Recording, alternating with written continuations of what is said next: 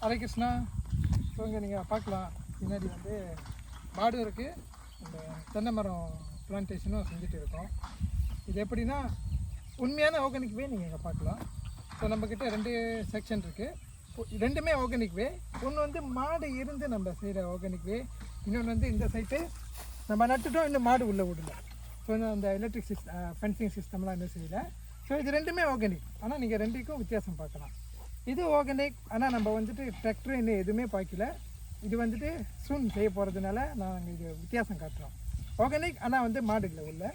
இது வந்துட்டு ஆர்கானிக் ஆனால் மாடு இருக்குது, எப்படி இருக்குன்னு நீங்கள் பார்க்கலாம்.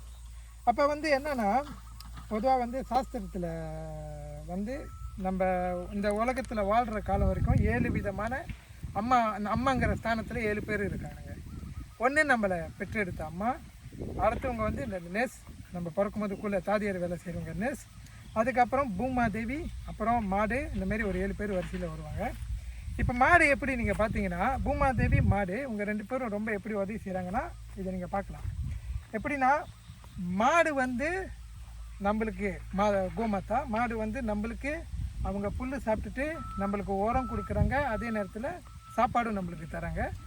அப்புறம் அந்த சாப்பாடு நம்ம எடுத்துகிட்டு அதுக்கப்புறம் மரம் எப்படி வந்துட்டு மண்ணிலேருந்து சத்தை எடுத்துகிட்டு நம்மளுக்கு சாப்பாடு கொடுக்குது, அதேமாரி மாடு நம்மளுக்கு உரமும் கொடுக்குது, சாப்பாடும் கொடுக்குது. மண் நம்மளுக்கு சத்தை எடுத்துகிட்டு சாப்பாடு இருக்குது, ஆக்சிஜன் தருது. அதே மரத்தில் வந்து மற்ற ஜீவராசி தங்கியிருக்கு. இது வந்து ஒரு மாதிரி எக்கோ சிஸ்டம். இப்போ 2 சொல்லிட்டேன். 3வது நீங்கள் பாருங்கள், ஒரு லாஜிக் இருக்குது. தமிழில் அம்மா சொல்கிறோம், அம்மானு சொல்லும் போது கடைசியில் மான்னு ஒரு வார்த்தை முடியும். அந்த என்ன பியூட்டி நீங்கள் பார்ப்பீங்க. மாடு, மரம், மண், மனிதன். உங்களுக்கு 4 கால் இருக்குது. அதேமாரி இந்த பூமி எக்கோ சிஸ்டம் சொல்கிற இந்த 4 ரொம்ப முக்கியமாக இருக்குது. பார்த்தீங்கன்னா மனிதன் மண்ணை பார்க்கணும், மாடை பார்க்கணும், மரத்தை பார்க்கணும். அதேமாரி மாடு இந்த 3 பேருக்கு உதவி செய்யும், மரமும் இந்த 3 பேருக்கு உதவி செய்யும், மண்ணும் இந்த 3 பேருக்கு உதவி செய்யும். ஸோ இது ஒரு மாதிரி எக்கோ சிஸ்டம்.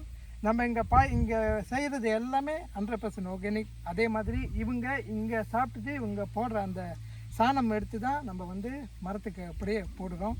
அது எப்படின்னு இன்னும் கொஞ்ச நேரத்தில் நம்ம காட்டுவோம். அந்த இடத்த நீங்கள் பார்ப்பீங்க. ஹரே கிருஷ்ணா.